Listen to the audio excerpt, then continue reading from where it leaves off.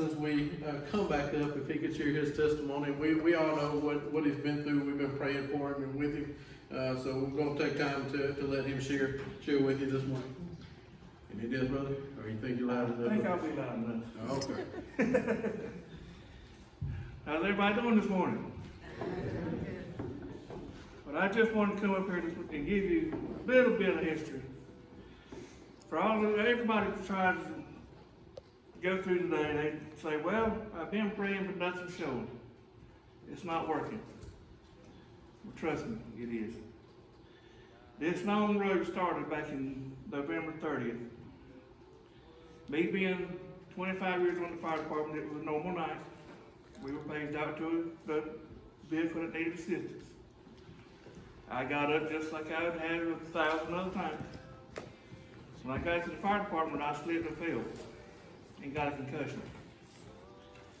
Between then and January 30th, I had 3 mini strokes. January 30th, I had an actual stroke. On top of all of that, April 3rd, I started, I noticed there was something wrong. I thought it was a mosquito bite. I really didn't pay that much attention. I am hard-headed, I'm stubborn. I will admit. Well, April 5th, I decided, well, it's hurt bad enough, I need to go to the hospital. It takes a lot to get me to go to the hospital. Well, April 6th at 2 o'clock in the morning, I was admitted to the hospital. Now, mind you, at this point, the devil was working fast.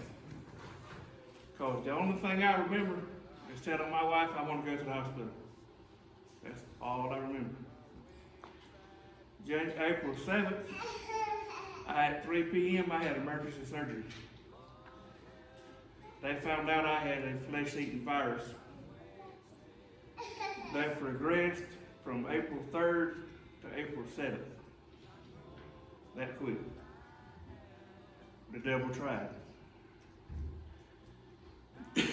After I came back from surgery, during the surgery, I developed 104 fever in the middle of the whole surgery. At that time, my sister, which is the head of the dialysis unit, waited at the operating room, or outside the operating room.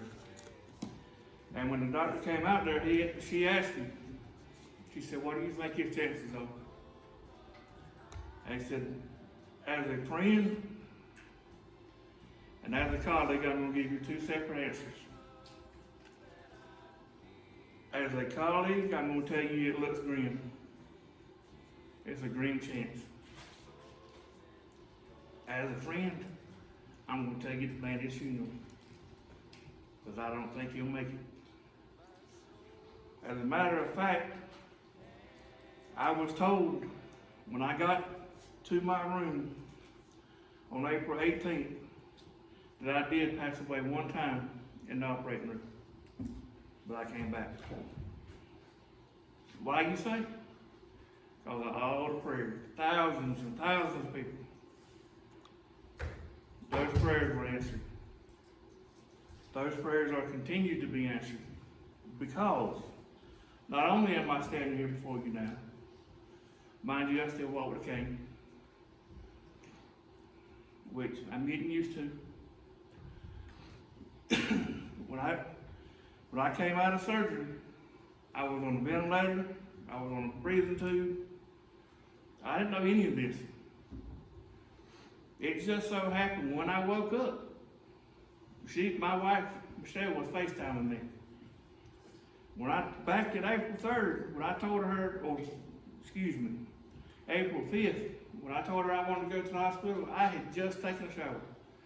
I had just shaved. All I had was a goatee, which is far beyond what I got now, but all I had was a goatee. When I looked at my phone, the nurse handed me my phone. And mind you, the last thing I remember saying I want to go to the hospital. So when I woke up, I thought, hey, I fell asleep in the hospital room. I took a nap, time to go home. When I looked at my phone, I had a complete beard, just like I've got right now. And I thought, oh my Lord. I asked the nurse, I said, how long have I been here? She said, 2 weeks. I said, "You've got to be kidding me." She said, "No, you've been here 2 weeks." I said, "Why?" She said, "You have no idea what you've been through, do you?"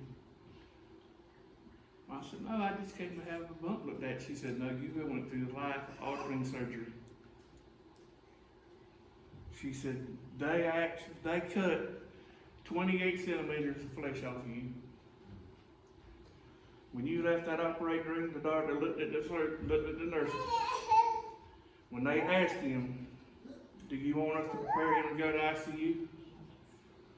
He said, "You can prepare him to go, but he won't make it." Well, guess what? My God's a lot stronger. Because here I am. When I woke up and they took me to my recovery room, I had to have dialysis. My kidneys did not slow down. They stopped. They were done. It was over. I was having dialysis 4.5 hours a day, 6 days a week. That's as much as they can give any human being alive. That's what I was going through every day, 6 days a week. And I will admit, I thought to myself, man, in that room, I thought, why am I going through this? What have I done? I will admit, I wasn't a drug user. I did drink, but I got over that. But I thought, I've never done anything to anybody that bad that I've been living here doing this. Yeah, why me? We may not have that answer. Somebody else does. We don't know what it is. But as I laid there, going through this, day in and day out. Now mind you, this was during COVID. By myself. The only contact I had with outside world was through a phone. And I thought, Lord, I don't think this is fair. I've not done anything to anybody. Why me? But I know now. So that I can give people hope. But I have been at the bottom. Because they told me, you are going through the most dialysis and anything that anybody we can give any human being. You will not ever come off of dialysis. When you leave here, you will leave here having to come back here for dialysis or to another clinic somewhere. I said, okay, as long as I get to leave, because I'm tired, y'all been nice to me, but I want to go home. Hospital is great, but just, I'm ready to go. And they told me, they asked me, they said, when do you want to go home? This was on Wednesday. I said, Friday. They said, realistically. I said, all right, how about Monday? He said, I'll tell you what. He said, the only way you can go home, they said, we have to have a chair. You have to have a chair or a bed for you to do dialysis. He said, that's the number one. Number two, he said, you have to have a bottom floor apartment or a house. You will not walk up steps. You just seen me walk up them. Praise the Lord. I said, okay. Well, they looked, and they looked, and they looked. And one of the nurses walked in, she said, well, there's a chair right here in his hospital room that he's not using. Can we use it? The doctor said, that'll work for me. There's step one. In 4 days, I'd made my mind up then. I said, I'm not leaving here with nothing. I came in here with nothing. I'm going to leave here with nothing. In 4 days, I went from having dialysis. And they told me, they said, when you leave here, you do not walk out of a hospital room off of dialysis. When you are put on dialysis, you stay on it. Till either you die or that's it. In 4 days, I went from having it 6 days a week, 4.5 hours a day, till God took it away from me. I don't have to have it. When I left there with a wheelchair and a walker and a bottom floor house.